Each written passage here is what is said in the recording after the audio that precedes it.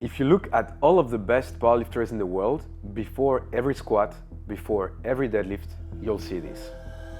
And that simple movement is the best way to improve your technique and to maximize how much you can actually lift. Being myself a competitive powerlifter, when I learned how to use this technique called bracing, that's when I started to make some good gains on my squat and my deadlift. So today, I'm going to explain what all of the top powerlifters do in order to lift the most amount of weight possible. So if you want to improve your lifting technique and become stronger than 99% of people in the gym, let's see together the tutorial on how to brace for a big squat and an even bigger deadlift.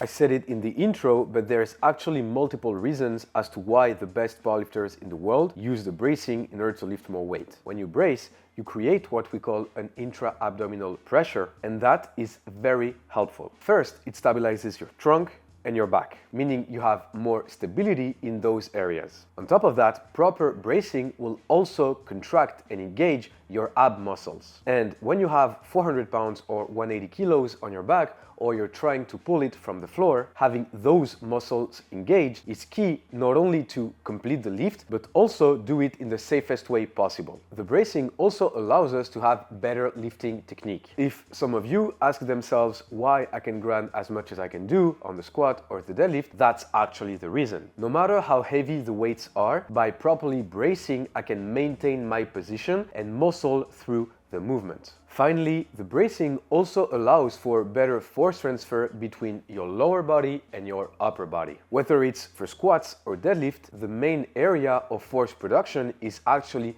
the lower body. But this force must be driven up through the upper body because on squats, that's where the bar is sitting, and on deadlifts, you're pulling the bar with your hands. So bracing will then actually act like a strong link and maximize the force transfer between the lower and the upper body. Imagine you produce 180 kilos or 400 pounds of force with your lower body. But because you don't have good bracing, you have a leak of that force. And then what ends up being transferred is not 180 kilos anymore. Let's say it's 160 kilos. There, as you can see in the example I just gave, you have a leak of 20 kilos, which is huge when you're lifting weights. And bracing allows us to correct that and actually get the most amount of force we can produce from the lower body up to the upper body, where it actually matters a lot. I think that with those details in mind, you now get the importance of proper bracing in order to lift more weight, and I think you also understand why every top level powerlifter does that before any squat or even any deadlift. Now we've seen why bracing matters so much. Let's see first the biggest mistake that actually prevents you from properly using this technique.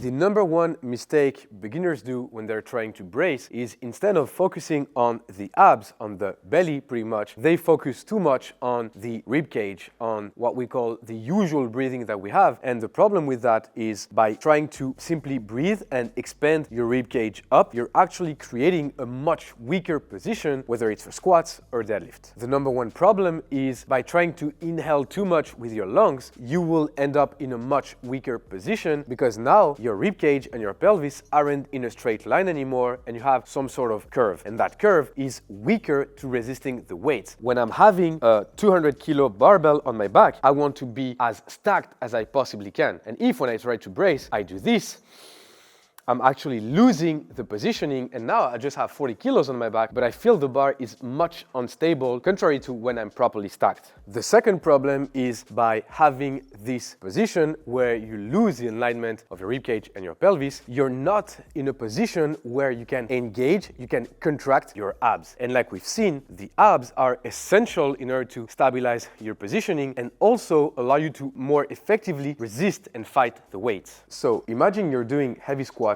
or heavy deadlifts, and you have this weaker position on multiple reps, multiple sets, multiple sessions. At the end of the week, you create so much more fatigue on your joints, on your overall central nervous system, and that's maybe one of the reasons as to why you're not making as much gains as you thought you could. So let's see the fix for all of that with how to properly brace. So imagine I'm trying to engage my abs, I'm trying to contract my abs. If, on the contrary, instead of having this stack, I do this when I brace, so here I have zero engagement of my abs. And imagine I have my abs absolutely not engaged and trying to have a heavy squat or heavy deadlift, that won't go the right way. So that's why the fix for all of that comes with how we can properly brace. In order to properly brace, the first prerequisite is to have your rib cage stacked over your pelvis. So if you look at it from the side, you want to see a straight line. So before you start your bracing sequence, make sure you have a proper alignment of your ribcage and your pelvis. Once you're there, we can now start the proper bracing sequence. First, we're going to start by taking our fingers and jamming them against our obliques. From here, I'll take a full controlled exhale, and you'll see my fingers will get into my belly because I'm not having any sort of intra-abdominal pressure. Once you're there, because you created space by deflating your belly, you want then to inhale, but not inhale through the lungs because, like we've seen, that creates problems. On the contrary, you want to inhale into your belly. So that will look like this. And like you've seen, my fingers get taken out of my belly because I'm creating a lot of intra-abdominal pressure, and also I'm forcefully contracting my abs. When you're there, the bracing is almost set, and there's one last little detail you must do in order to completely seal the pattern. So exhale, inhale, and here I will block my belly, I will block my abs as if Francis Ngannou was about to come and punch me in the belly. I will be as stacked and as contracted as possible, and then my bracing is complete and I can now do my squat rep or my deadlift rep.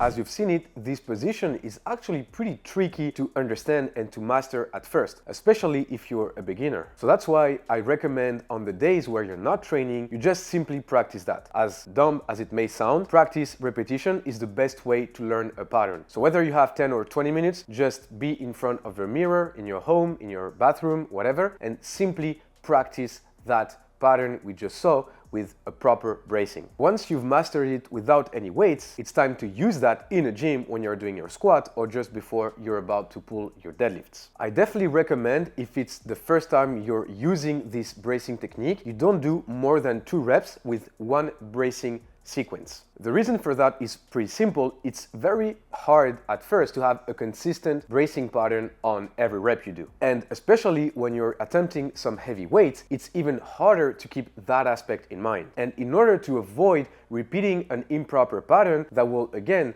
lead you to less strength and also maybe increased risk of injury, on the contrary, we want to have the best pattern we can possibly have, because once again, just remember, bracing is almost the base of everything when it comes to squatting or deadlifting. Personally, although I've been training powerlifting for 8 years, when I'm doing heavy sets, I still only do 1 or maybe max 2 reps with one sequence of bracing. So usually when you see me lift, whether it's a double or triple, 4 reps, 5 reps, I will almost always reset my bracing before every rep. Like I said, it's about improving your lifting technique, your pattern, and also that leads to actually lifting more weight. If you've been paying attention to the video when I was talking about the bracing, I was only referring to squats and deadlifts. And the reason for that is the bench press is a different movement that requires a different pattern of breathing. It's a whole other topic that would take another whole video in order to explain to you why it's the case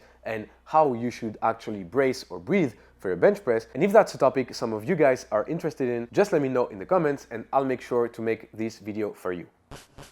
On top of this bracing tutorial that I just did for you, you can go to thepanash.app. There, with one single monthly subscription, you can access more than 15 powerlifting training programs, whether it's for beginner, intermediate, or advanced lifters. The app calculates everything for you: weights, reps, sets, and there is no engagement. So make sure to check it out if you want to make some good gains on your squat, your bench press, or your deadlift. That was it for today's video, guys. I hope it was helpful. I hope you learned a couple of things. If that's the case, the best way to let me know is to leave a comment, leave a like, subscribe to the channel. We're already 20,000 subscribers. That's insane. It took me years, like probably more than 5 years, to get that 20K on my French channel. So now being almost there with I think 6 months on the English channel is just crazy. So thank you so much for that. Hopefully road to 100K. Maybe I'm overshooting myself, but you know, it's just like powerlifting. You always need to aim higher in order to